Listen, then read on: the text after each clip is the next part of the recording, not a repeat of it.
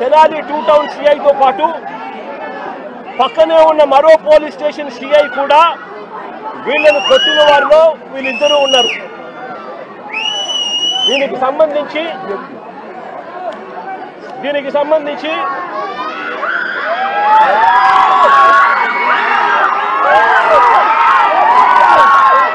ఆ రోజు అతి కిరాతకంగా నడి రోడ్డు మీద అతి కిరాతకంగా నడి రోడ్డు మీద వీళ్ళ పరువు ప్రతిష్టను తీస్తూ నడి రోడ్డు మీద అతి కిరాతకంగా పోలీసులు కొట్టిన తీరు ఇది.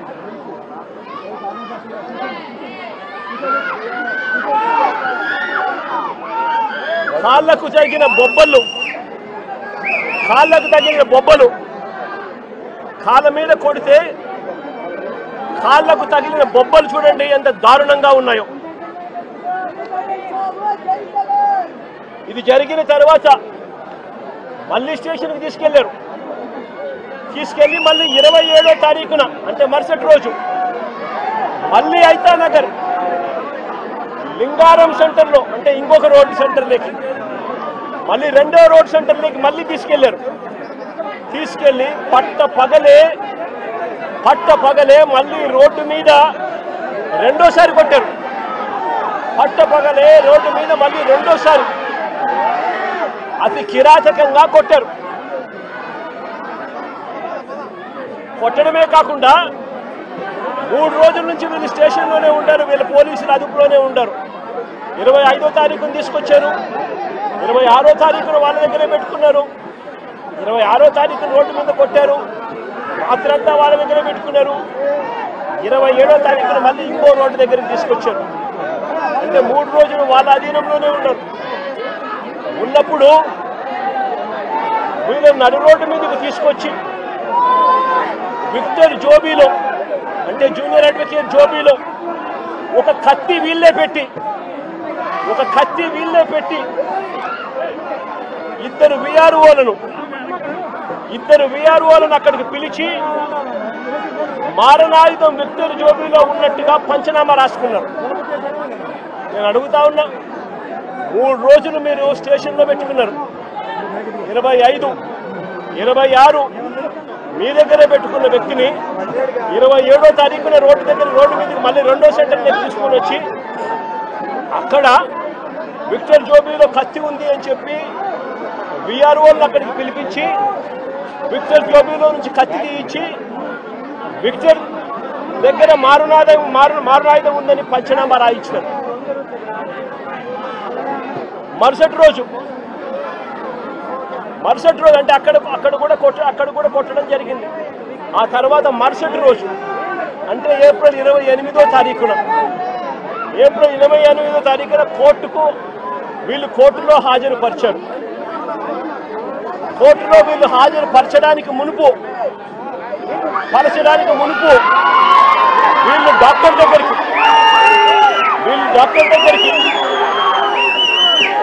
తీసుకొని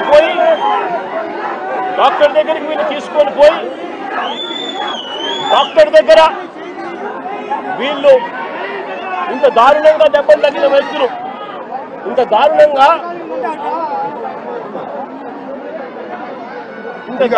కొడితే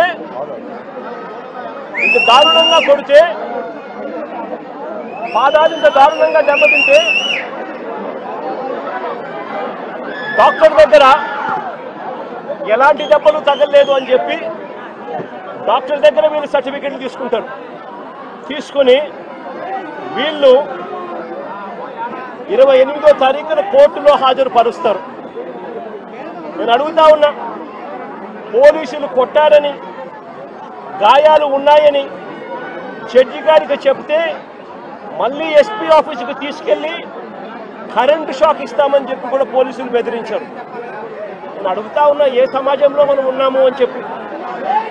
ఏప్రిల్ 24వ తారీఖున తనపై హత్యాయత్నం చేశారని కానిస్టేబుల్ మరుసటి రోజు ఉదయం 10 గంటల వరకు ఎందుకు ఆగారు అని అడుగుతా ఉన్నా. వీళ్ళు చెప్పే పోలీసులు చెప్పే మాటలు వాస్తవమే అయితే 24వ తారీఖున ఘటన జరిగితే మరుసటి రోజు 25వ తారీఖున పొద్దున 10 గంటల దాకా తనపై హత్యాయత్నం చేయడానికి ప్రయత్నం జరిగింది అని పోలీస్ కానిస్టేబుల్ ఎందుకు మరుసటి రోజు ఉదయం వరకు ఎందుకు ఆగారు, ఎందుకు చెప్పలేదు అని అడుగుతా ఉన్నా. పైగా ఈ పోలీస్ స్టేషన్ కేవలం కిలోమీటర్ దూరంలో ఈ అంబేద్కర్ విగ్రహానికి ఎక్కడైతే ఘటన జరిగిందో అక్కడికి కేవలం కిలోమీటర్ దూరంలోనే పోలీస్ స్టేషన్ ఉంది.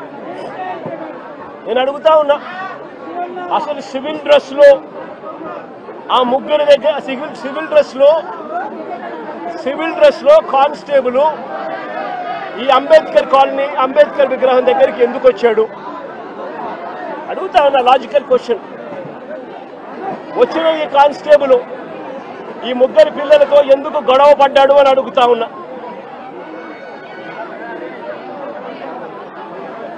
ఏప్రిల్ 25వ తారీఖున ఉదయం వీరిని అదుపులోకి తీసుకున్న పోలీసులు, ఏప్రిల్ 25వ తారీఖున మంగళగిరికి వెళ్లి వీళ్ళని అదుపులోకి తీసుకున్న పోలీసులు ఎందుకు 24 గంటల్లో కోర్టుకు హాజరుపరచలేదని అడుగుతా ఉన్నా. ఎవరినైనా అరెస్ట్ చేస్తే 24 గంటల్లో కోర్టు ముందర హాజరుపరచాలి అని చట్టం చెప్తా ఉన్నప్పుడు ఎందుకు 24 గంటల్లో హాజరుపరచలేదు అని చెప్పి ఇదే పోలీసులను గట్టిగా నిలదీస్తూ అడుగుతా ఉన్నా. ఇది చట్టాన్ని ఉల్లంఘించినట్టు కాదా అని అడుగుతా ఉన్నా. ఈ కేసు టూ టౌన్ పోలీసులు హ్యాండిల్ చేస్తా ఉన్నప్పుడు, ఈ కేసును టూ టౌన్ పోలీసులు హ్యాండిల్ చేస్తా ఉన్నప్పుడు పక్క స్టేషన్లో ఉన్న ఇంకో సిఐకి ఈ కేసుతో ఏం సంబంధము అని అడుగుతా ఉన్నా. ఎందుకు పక్క స్టేషన్లో ఉన్న ఇంకో సిఐ కూడా ఇలా వచ్చి కొట్టే కార్యక్రమంలో ఎందుకు పాల్పంచుకున్నాడు అని అడుగుతా ఉన్నా. అతను కూడా వీరిని దారుణంగా కొట్టే పనిలో ఎందుకు దిగాడు అని అడుగుతా ఉన్నా.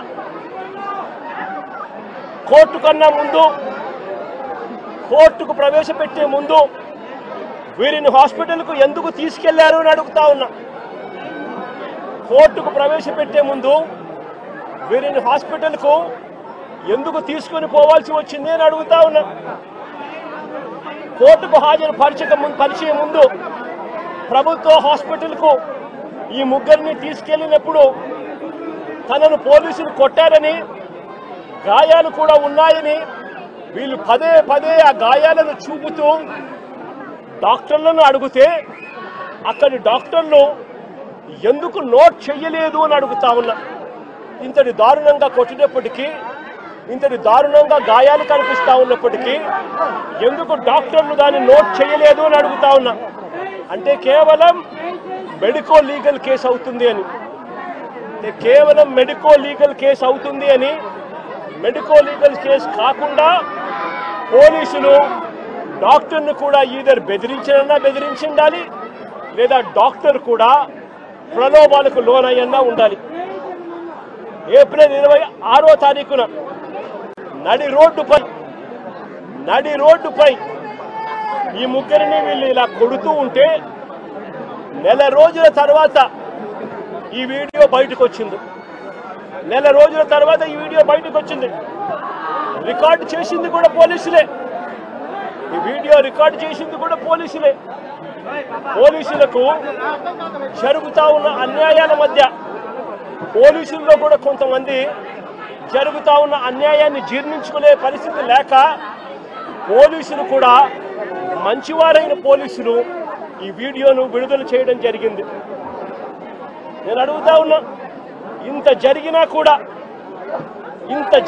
కూడా ఒకవైపున చట్టాన్ని ఉల్లంఘించింది పోలీసులే, ఒకవైపున చట్టాన్ని అపహాస్యం చేసింది పోలీసులే, మరోవైపున పోలీసులే వీరిని అబాసుపాలు చేస్తూ, వీరి కుటుంబ గౌరవాన్ని మంట కలుపుతూ ఒకవైపున చేయకూడని పనులన్నీ పోలీసులు చేసి ఆ తర్వాత వీరి మీద ముద్ర వేస్తా ఉన్నారు.